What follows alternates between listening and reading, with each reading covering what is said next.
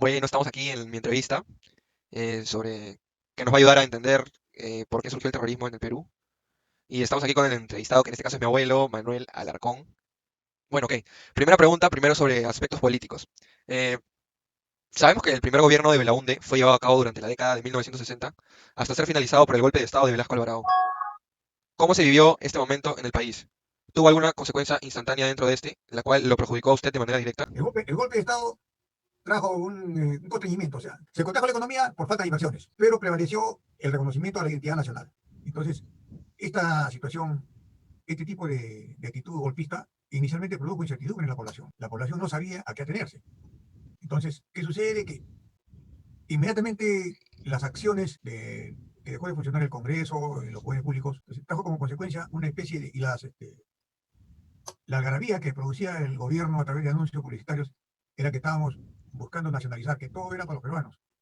Al irrumpir el orden democrático, pues la población se sentía un poco, digamos, desanimada con el gobierno constitucional, por cuanto se sabía, pero nadie se pronunciaba con respecto a lo que estábamos pasando. Es decir, había una especie de dominio extranjero, ¿no? O sea, casi todas las empresas y las industrias que habían eran siempre manejadas por capitalistas, extranjeros sobre todo. Personalmente a mí no me perjudicó por cuanto yo trabajaba en la policía. No, para nosotros no era un problema, ¿no? Porque prácticamente el gobierno militar tenía a la policía en su mano y nosotros éramos elementos de, por decirte, de choque que teníamos que investigar. En mi caso, yo pertenecía a la Policía de Investigaciones del Perú y nosotros hacíamos las investigaciones, pero todo lo resolvía el Poder Judicial y de tal manera de que siempre el gobierno tenía la sartén por el mango. Siguiente Porque pregunta. En el año 1933 se estableció la nueva constitución vigente hasta 1979, la cual prohibiría a los partidos internacionales, principalmente dirigida por el APRA. ¿Cree usted que esta nueva constitución puede haber tenido algún efecto en el surgimiento del terrorismo? no creo. No creo que esta constitución haya, digamos, permitido esa situación.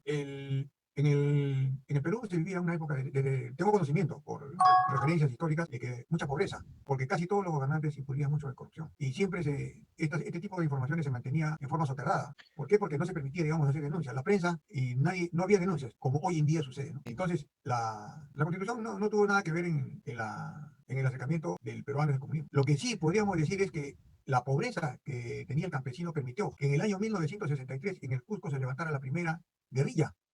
O sea, antes del terrorismo, una especie de guerrilla, liderada y comandada por Hugo Blanco, Mm, que inició acciones contra el gobierno en el Cusco, una guerrilla. El foco principal fue el Cusco.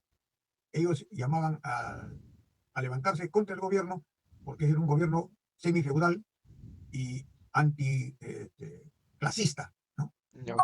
Y bueno, y en cuanto, ¿cree usted que estuvo bien el querer erradicar el partido aprista? Me parece que del aspecto democrático no era lo correcto, pero el gobierno de turno de esa época consideraba así, por cuanto los apristas habían manejado el poder que tenían en forma soterrada, porque ellos todavía no habían llegado a ser a dirigir el país, pero sí eran ¿cómo se llama? Sus integrantes eran medio terroristas. Ellos tiraban bombas, sobre todo en su base en Trujillo. Ellos hicieron una acción terrorista para matar al presidente Sánchez Cerro. Ya bueno, continuamos ahora con las preguntas del aspecto económico. Ya bueno, primero, sabemos que durante la década de los 30 el Perú pasaba por una mala situación económica en general todo el mundo, y principalmente por el crack del 29 y la Gran Depresión. ¿Cree usted que esta crisis económica por la que pasó nuestro país favoreció el surgimiento del terrorismo? No creo porque esta crisis del año 1929 en Estados Unidos, llamada la Gran Depresión, haya permitido, porque las acciones terroristas se han venido a producir en el año 63, 64, por intermedio de la guerrilla, y el terrorismo en sí ha nacido en el año 1980. Entonces, prácticamente no hay mucha relación, mucha concordancia en las acciones, digamos, contra el gobierno.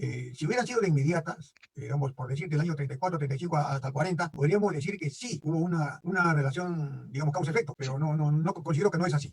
La Ya, ok. situación, digamos, del enfoque comunista hacia América Latina fue que el hecho de que Cuba sea satélite de Rusia y que Rusia en ese momento era uno de los países comunistas. Sí, ok, ya. Siguiente pregunta.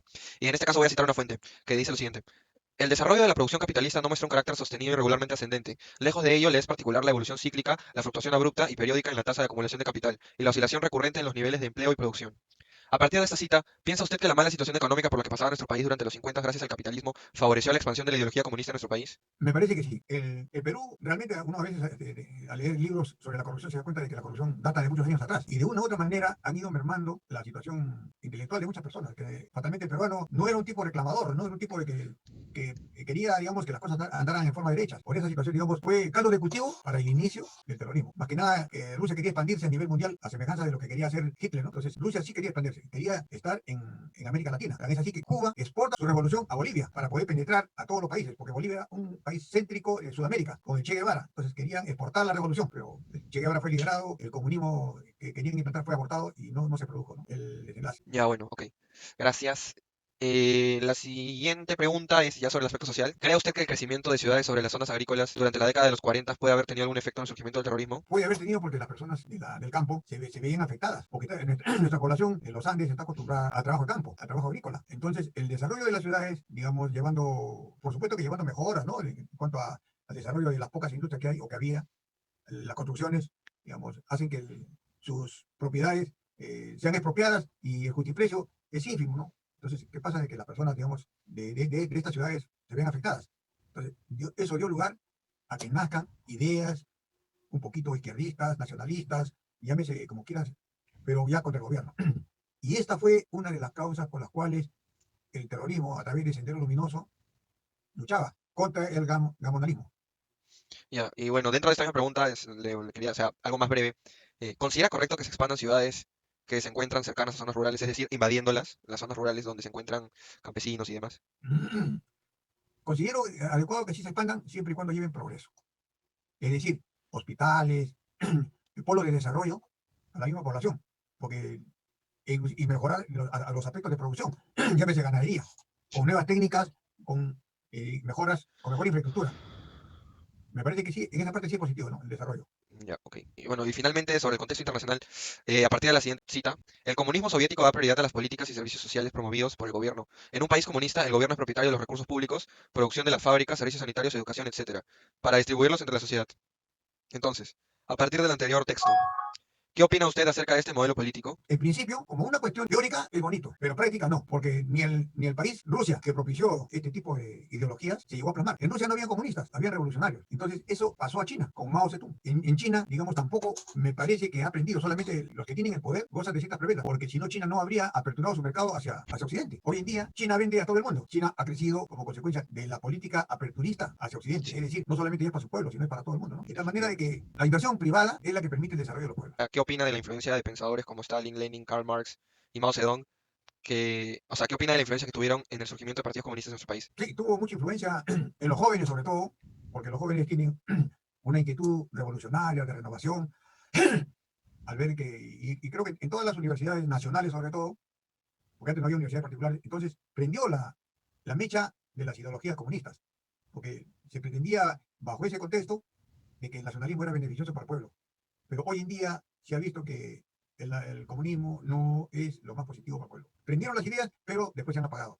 Tan es así que Rusia con la perestroika ha cambiado de mentalidad. China con la apertura a Occidente también ha cambiado de mentalidad.